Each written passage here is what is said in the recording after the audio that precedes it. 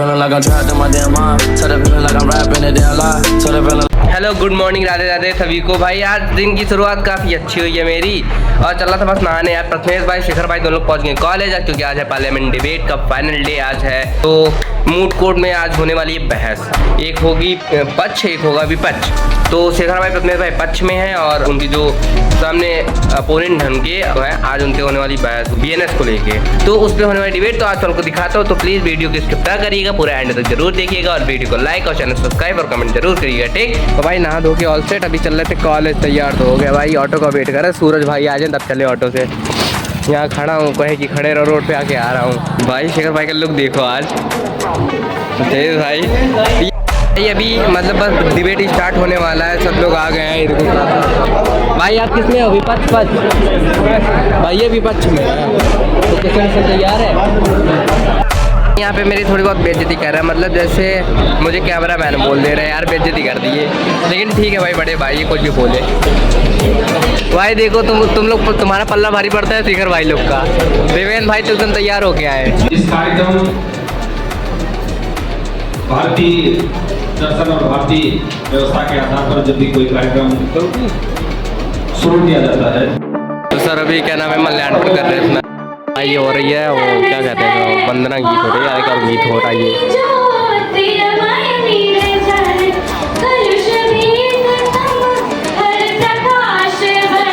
Madam speaker आ रही हैं।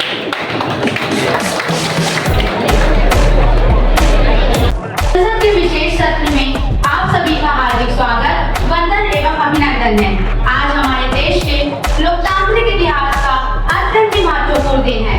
आज की बैठक में हम एक ऐसा प्रतिमान स्थापित करें जिससे हमारे देश की जनता के प्रति विश्वास, भरोसा और मजबूत हो। आज के सत्र में हम 3 क्रिमिनल लॉज पर चर्चा करेंगे, बीएनएस, बीएसए एंड बीएनएसएस। माननीय सदस्यगण, आप अपनी अपनी जगह पर बैठ जाएं।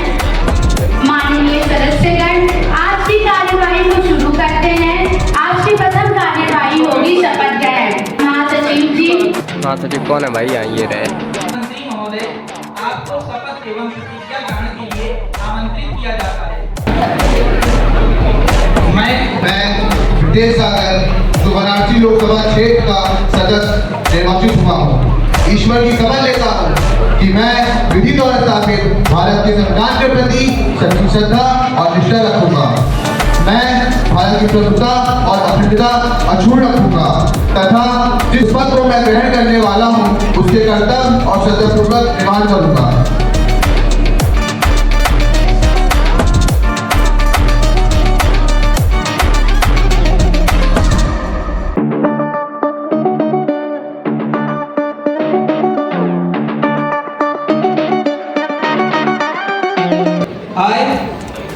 I, Kanak Tiwari, having been elected from Karnataka Assembly, do swear in the name of the God and heaven that I will bear true faith and allegiance to the Constitution of India.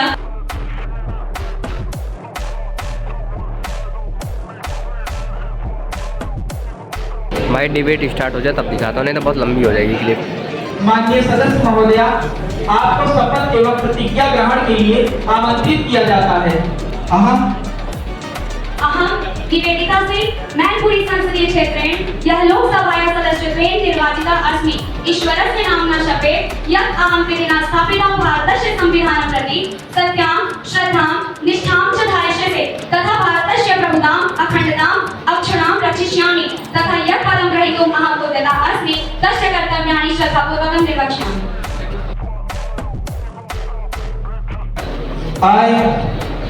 I, Deveन्द्र Singh, having been elected a member of House of People, do swear in the name of God that I will bear true faith and allegiance to the Constitution of India, and that I will uphold the sovereignty and integrity of India, and that I will faithfully discharge the duty upon which I am about to enter. धन्यवाद। आजादी के इस अमृतकाल में गुलामी चली आ रही कई पुरानी कानून आज के समय के अनुसार बदले जाना जरूरी है। मेरा आप सभी पक्ष प्रतिपक्ष साथियों से आग्रह है कि इस प्रकार के कानून समाप्ति का रास्ता आगे बनाना जरूर विचार करना चाहिए तथा इसके अलावा राज्यों के अन्य कानून की समीक्षा करना जरूरी है। मेरे साथियों, मैं आप सबके सामने प्रधानमंत्री की हैसियत से नहीं बल्कि देश का बेटा होने के नाते आप सभी से आग्रह करता हूँ, इस कानून को हमारे देश को समर्पित करने की दिशा में आप सब मिलकर अपना सहयोग व अमूल्य मत प्रदान करें। माननीय अध्यक्ष महोदय, मैं प्रस्ताव करता हूं कि दंड प्रक्रिया संबंधी विधि का समीकरण और संशोधन करने के लिए विधेयक को प्रस्तावित करने की अनुमति दी जाए। जो सदस्य इस विधेयक को प्रस्तावित करने के पक्ष में हैं, वो हाँ करें। जो सदस्य इस विधेयक को प्रस्तावित करने के विपक्ष में हैं, वो ना कहें। मेरे विचार से बहुमत हाँ के पक्ष में है, तो सत्ता पक्ष को अनुमति है आप इस विधेयक को प्रस्तावित करें। माननीय गृह मंत्री जी, आपसे अनुरोध है इस बिल को पेश करें। धन्यवाद माननीय अध्यक्ष महोदय। जान देने वाले शहीद खुदीराम बोस जी को उनकी पूर्ण तिथि पर पुष्पांजलि एवं श्रद्धांजलि अर्पित करता हूँ। माननीय अध्यक्ष महोदय, आज हमारे देश के लिए बड़े हर्ष का विषय है। माननीय अध्यक्ष महोदय, आज ही के दिन भारत गणराज्य में दादरा नगर हवेली मिल करके अखंड हुआ था। माननीय अध्यक्ष महोदय, यह विधेयक दंड विधान प्रक्रिया में बेसिक कानून को समाहित करता है, साथ साथ जिससे क्रिमिनल जस्टिस सिस्टम में सुधार आए। माननीय अध्यक्ष महोदय, क्रिमिनल प्रोसीजर कोड 1898 की जगह पर भारतीय नागरिक सुरक्षा संहिता 2023 को पुनर्स्थापित किया जाएगा। धन्यवाद। इस विधेयक का उद्देश्य संविधान के प्रदत्त अधिकारों की रक्षा करना, सुरक्षा करना, साथ में दंड देना नहीं बल्कि न्याय देना होगा। अभी तक हमने 158 बैठकों की अध्यक्षता की है। माननीय अध्यक्ष महोदय, भारतीय नागरिक सुरक्षा संहिता में अब 533 धाराएं होंगी, जिसमें 60 धाराएं बदल दी गई हैं, 9 नए धाराओं को जोड़ा गया है, साथ में 9 पुरानी धाराओं को हमने निरस्त करने का कार्य किया है।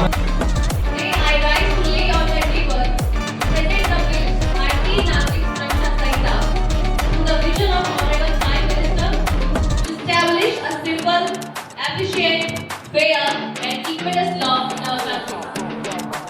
Madam Speaker, through you, I would like to say that Bharatiya Nagrik Suraksha Sanhita seeks to ensure speedy justice, bring transparency and accountability in investigation, and make India's criminal justice system more victim-centric. Madam Speaker, in offences punishable between 3 to 7 years, the officer in charge of the police station may, with the prior permission of DSP, and such statement may also be recorded by the audio video electronic means including mobile phone. NCRPC did not have any provisions related to electronic means ever. Our government has put in all the efforts to make our criminal system more efficient and be more victim friendly. Honorable Ma'am, after all, Rajniti is above Rajniti. On the paper of load and to go with the flow of society. And Madam Speaker, as respected member is asking that our government has the capability to reduce the paperwork load. To say yes, this is a management sector, but Madam Speaker, our improvement is being said that yes, we can arrange the people of this country.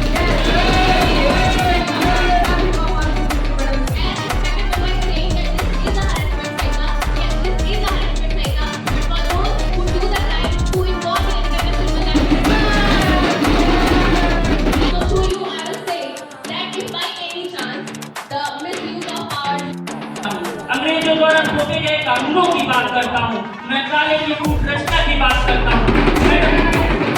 Madam speaker, मैं IPC, CRPC और evidence act की बात करता हूँ। तो उनके साथ कहना पड़ रहा है कि भारत के लोगों को एक ऐसे कानूनों द्वारा शासित किया गया जो न उनके लिए थे न उनकी सहायता के लिए और इन 3 कानूनों के माध्यम से कलम कटने वाला है भारतीय परंपरा और भारतीय संस्कृति पुनः स्थापित होने वाली है, क्योंकि ये आपराधिक कानून न केवल भारत के लोगों द्वारा निर्मित है, ये भारत के लोगों के लिए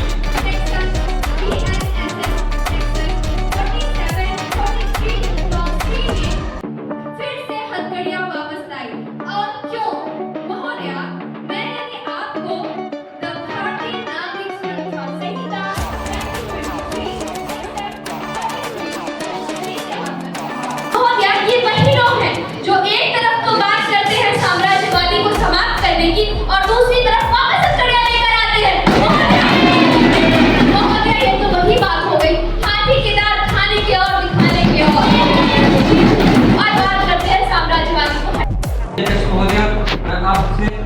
के द्वारा पूछे गए प्रश्नों के जवाब देने के लिए आपसे अनुमति चाहता हूं। अनुमति है।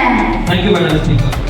माननीय अध्यक्ष महोदय, मैं आपके द्वारा सदन व विपक्षी सदस्य को यह बताना चाहूंगा कि हमारी सरकार का उद्देश्य अपराधी को दंड देने के लिए, उचित से उचित कार्रवाई के लिए कभी नहीं, उचित से उचित कार्रवाई के लिए बनाया गया है।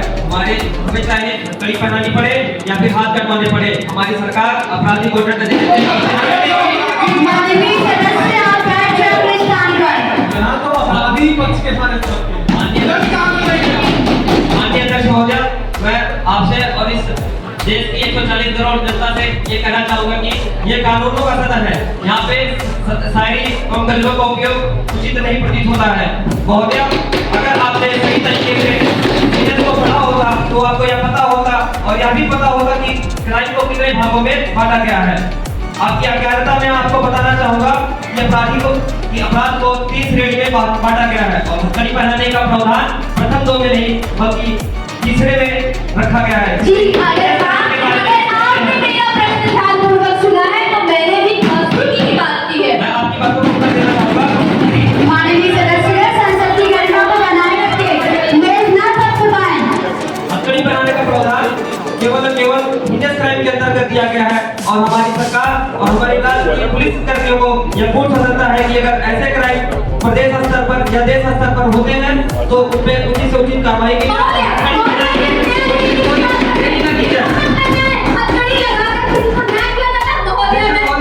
आपको यह बताना चाहूंगा कि हमारी विपक्ष सदन ने हमें 2 केसों के जरिए हमारे PNSS कानून को जांच किया तथा उसकी गहराई को जांच किया। पहले बार में जो तीसरे बात उसमें मैं आपको बताना चाहूंगा कि उसके अगर उसके निर्णय को देखा जाए तो सर्वोच्च न्यायालय ने अपराधी को उसके अधिकार के बारे में अवगत कराया कि पुलिस कर्मी के प्रति उनका क्या अधिकार है। आप बैठ जाएं, आपको बोलने का मौका दिया जाएगा। महोदय, दूसरे बात में कहा गया कि दूसरे बात की जाए तो दूसरे बात में अपराधी को इस बात से संरक्षण दिया गया है कि कोई भी पुलिसकर्मी अपराधी की जाति या उसके पारिवारिक इतिहास को देख करके दुर्व्यवहार नहीं करेगा। या दोनों बात हिंदुस्तान क्राइम की श्रेणी से बाहर है तो फिर इन बातों को यहाँ पे पूछने का कोई औचित्य नहीं बनता है। हथकड़ी की बात तो हिंदुस्तान क्राइम में पहनाने की है और आप ऐसे क्राइम को पक्ष रख के कहते हैं कि हथकड़ी ना पहनाएगा। अपने प्रतों से अवगत कराए कि CRPC की धारा 46 में PNSS की धारा 43 जैसा कोई प्रावधान नहीं। माननीय मंत्री जी, आप अपनी समय सीमा पर भी ध्यान दें। आपसे 2 मिनट लेना चाहूंगा। महोदय, मैं आपसे अपनी 140 करोड़ जनता से यह बताना चाहूंगा और यह निर्देश देना चाहूंगा कि इन बातों का हमारे विपक्ष के सदस्य कोई भी यह बताना चाहूंगा विपक्ष सदस्य इन बातों को ध्यान न दे और उत्तर के लिए उतना कोई विचार न करे, क्योंकि उनके 70 साल के शासनकाल में जनता की परेशानी न ही अपराध की प्रकृति एवं न ही अपराध पर ध्यान दिया गया। तो कृपया करके आप अपने काम साफ करने की आवश्यकता नहीं है, आप अपने काम बंद करें।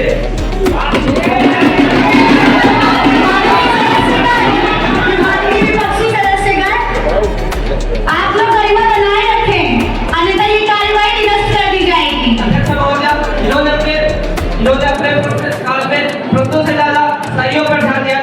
इनके सही और सच कहना अपराध है, झूठों का तारार, सच कहना अपराध है, झूठों का तारार, ऐसे में सच पर चले बड़ा अदब है आज।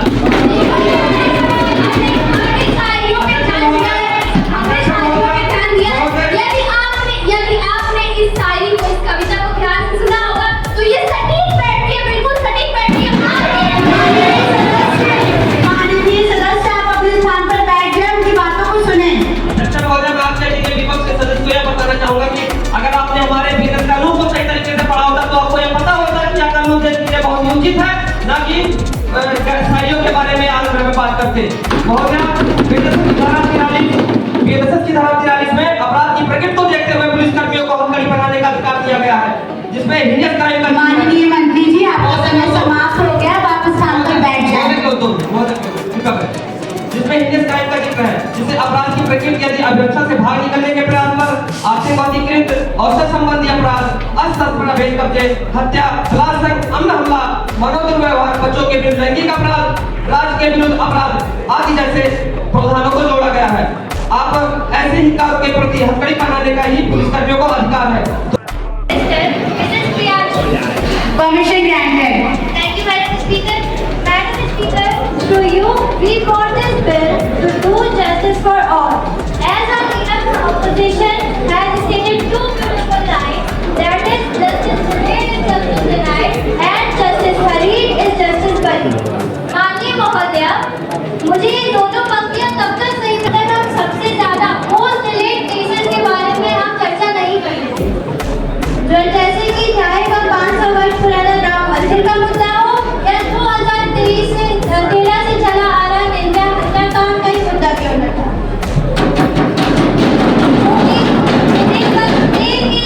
एक ही सच्चे सबूतों द्वारा ही निर्णय किया जा सकता था, परंतु उस समय की गवर्नमेंट इसमें लोग ना देख के अपने ही फायदे के बारे में सोचती रह गई, जिसकी वजह से वो और डिलेड और विलंबित होने लगे।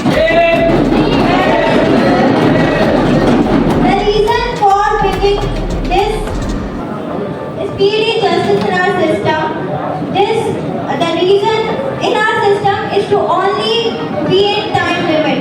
We just want it to be fair, reasonable and procedural, but within a time limit. Madam Speaker, आपके समय में 500 करोड़ से ज्यादा केसेस पेंडिंग हैं। मैं पूछती हूँ विपक्ष से कि आपने क्या किया इन केसेस के बारे में? They are talking and questioning about the preliminary inquiry and giving the example of Lalita Kumari versus government of UP. They already have answered the question, ma'am. माननीय नेता जी की ओर और सदन में बैठे सभी लोगों में तो मैं ये बताना चाहती हूँ कि ललिता कुमारी बनाम गवर्नमेंट ऑफ यूपी की अरे यार क्या स्पीडी जस्टिस की बात कर रही हैं आप लोग तो जस्टिस की बात करते हैं लोगों का एग्जाम कर रहे हैं। मैडम स्पीकर जो अपना प्रश्न स्पष्ट रूप से नहीं पूछ सकती है वो हमें बता रही है।